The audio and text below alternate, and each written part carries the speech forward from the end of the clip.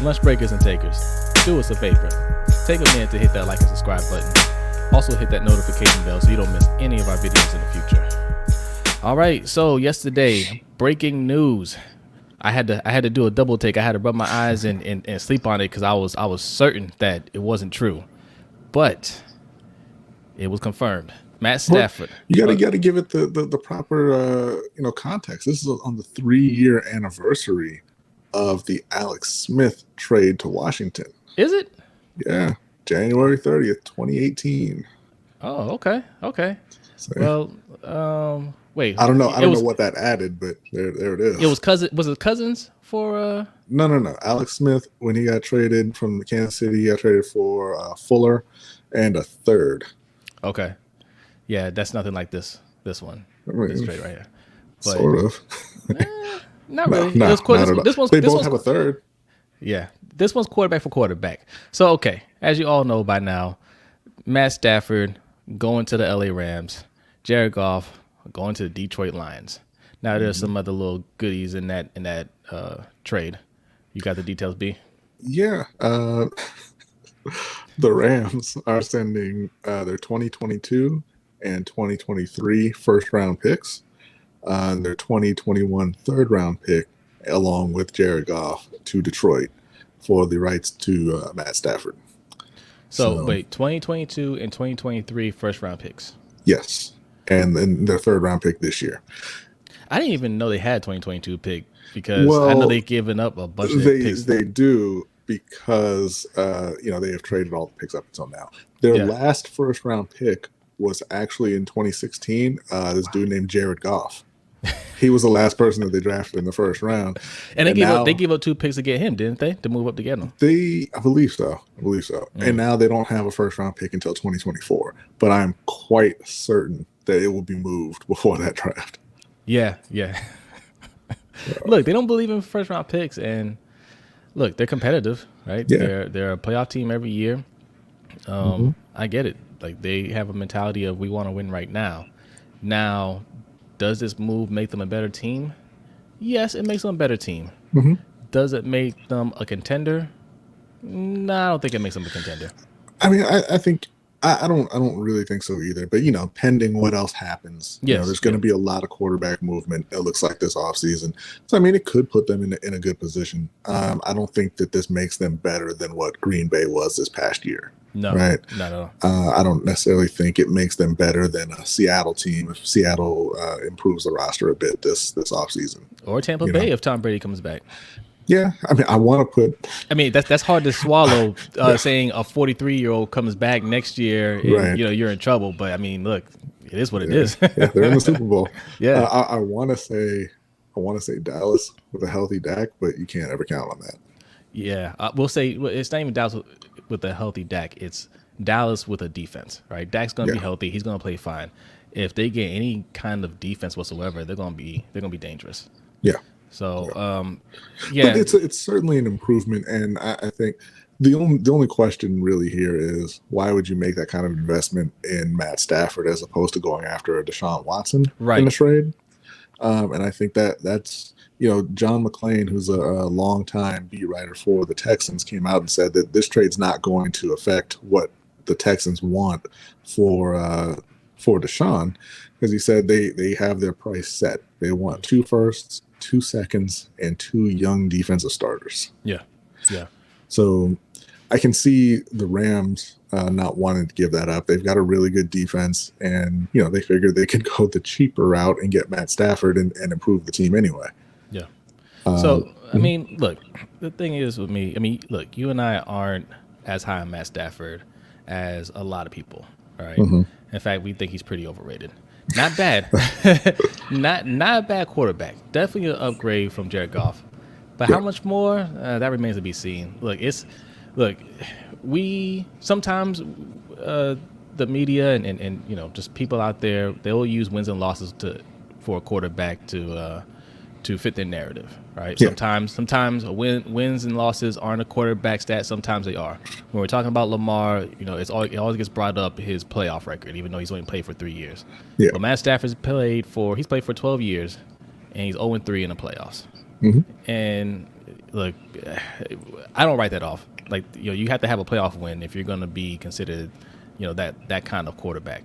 But people will write that off and say he hasn't had good teams, which that's not true.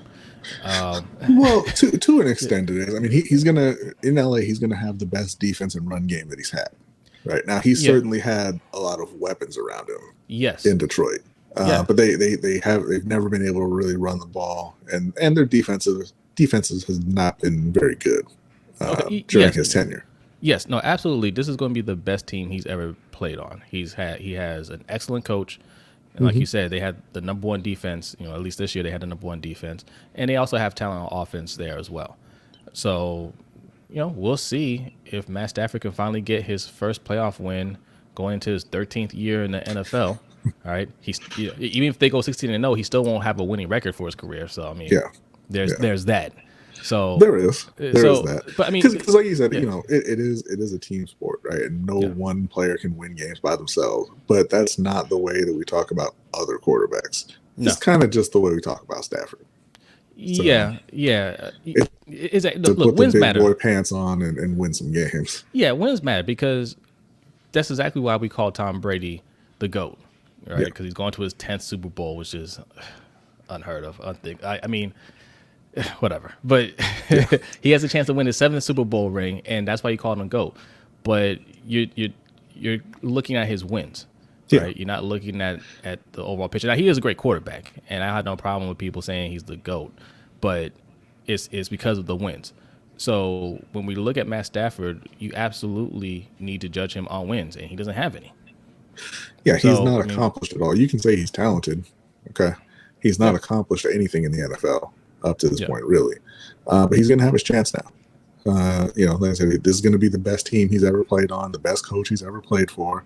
And now it's time to go out there and prove that you're worth those picks they gave up, which, I mean, that's not, you don't have to do much to prove you're worth the picks. They don't care about the picks. Not at all. Not at all. I respect that. I respect that because I always say that draft picks are overrated. They are. Draft picks are overrated. You don't know what you're going to get with those picks. You don't know what they're going to turn out to be. And they believe in Matt Stafford. Matt Stafford is a talented quarterback. That is true. He is an upgrade from the quarterback that they have now. What are those future draft picks going to do for them right now? Nothing. Yeah, not much. This is their window to win a Super Bowl. They're in the playoffs every year. I would say he's a big upgrade over Jared Goff. Jared Goff can't play. All right, so let's just get into that. I was going to say this segue into what this means for Detroit, right? Jared Goff had one of the worst rookie years in NFL history for a quarterback, right. And then he got Sean McVay in there, who kind of babied him and babysat him and turned him around.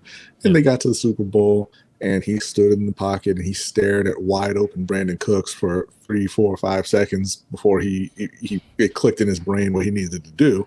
Yeah. And he was late, and they didn't connect, and they lost that Super Bowl. And it's been kind of downhill since then. So him going to Detroit, I mean, it has implications for Carolina because Detroit is picking right in front of Carolina in the draft.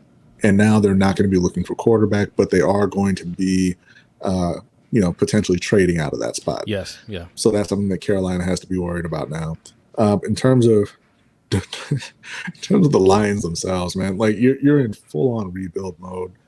You saddled your brand new head coach with a quarterback that isn't good enough. So he's going to be fired in a couple of years. But I don't know if they know that or not about Goff.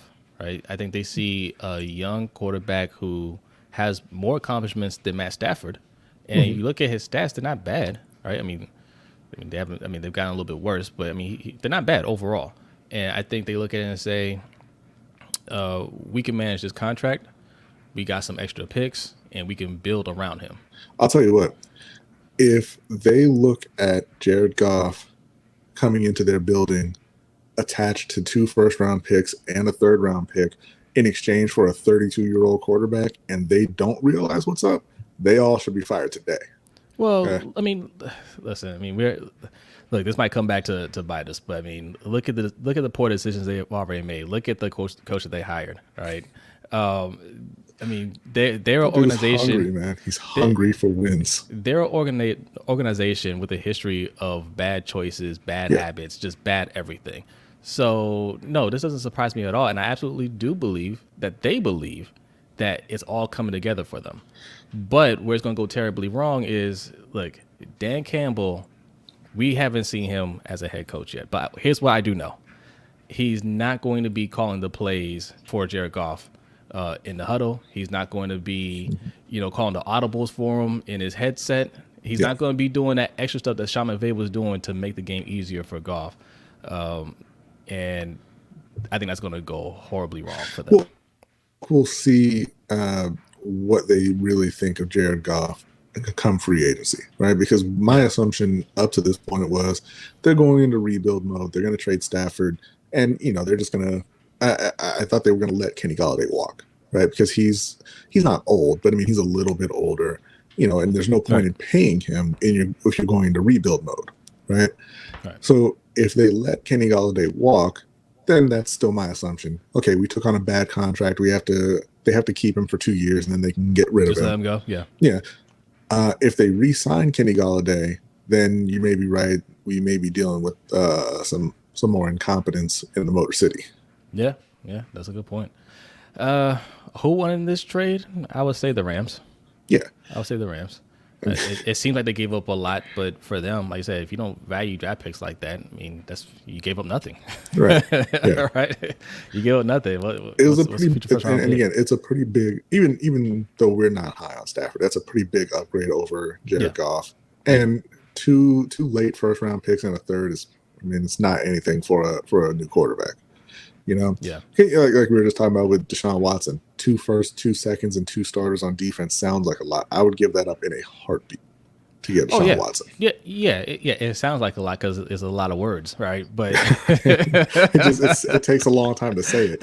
But I mean, if I'm Carolina, 2 firsts, 2 seconds, and then 2 out of Chin, Burns, Gross Matos, and Derek Brown, I'll do that. I'll do that right now. I mean, I would prefer, obviously, not to trade those guys. If I'm Carolina, I'm trying to get them to take like Derek Brown and Shaq Thompson. But, if it comes down to it, Deshaun Watson is 10 times more important than all of them combined. Oh, no question. No question. That's a fair thing to ask for. I mean, after seeing what the Lions got for Stafford, I was like, man, they're gonna ask for like 6 first-round picks for Deshaun Watson. Maybe try to get them to take Troy Pride. I don't know. But, just whatever it takes, though. So the Panthers are still in the mix for Deshaun Watson, yes. Although there were some rumors that they were also in on Mr. Trubisky. They're looking at everybody. They were in on Matt Stafford also. But they say that, they really want Deshaun Watson. They're being really aggressive. And like I said, if it comes down to having to give up 2 of those young defensive players, it's going to suck. But got to do it, man. Got to do it. The preference there, again, would be to keep Gross Matos and Brian Burns, the 2 edge rushers. Yeah. But, I mean, whatever it takes to get Deshaun in there is really, maybe try to talk him into taking Christian McCaffrey instead of one of the defensive players. But just got to get it done at this point. Yeah. I wonder how Jalen Ramsey feels about this trade. I bet he's pretty happy. He was tweeting. Wasn't he tweeting last week that or he responded to an Instagram picture of Deshaun Watson saying he looked like a LA man or something like that. Yeah.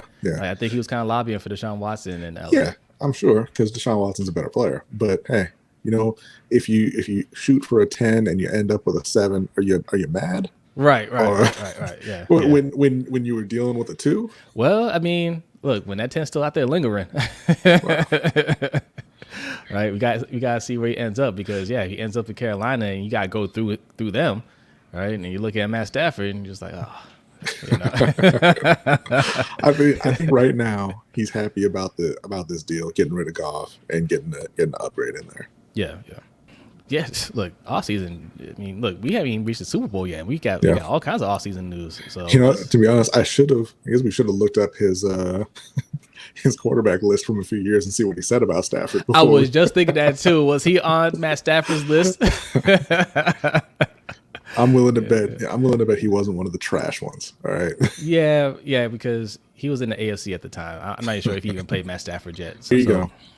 Jalen Ramsey on Matt Stafford. Uh-oh. I think he's straight. I don't think he's the best quarterback out there, but he do what he got to do. So there you go. That's fair. Yeah.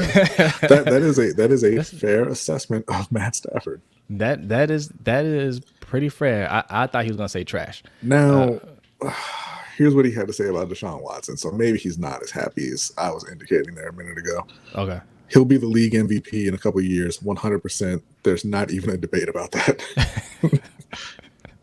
So yeah, maybe he's not as happy as he could be, but he's all right. I think he'll be fine as long as he doesn't end up with like the 49ers or something like that, right? And he has to play in twice a year. That would be a problem. So yeah, Deshaun Watson's still out there, so we're going to be covering that. That's going to be huge news. Yeah, and for the live stream, we're going to be giving our predictions on where those guys are going to end up. Deshaun and Garoppolo and Wentz, all the quarterbacks who are on the move. Yeah. So, all right, guys, that's it for this one. Stay tuned.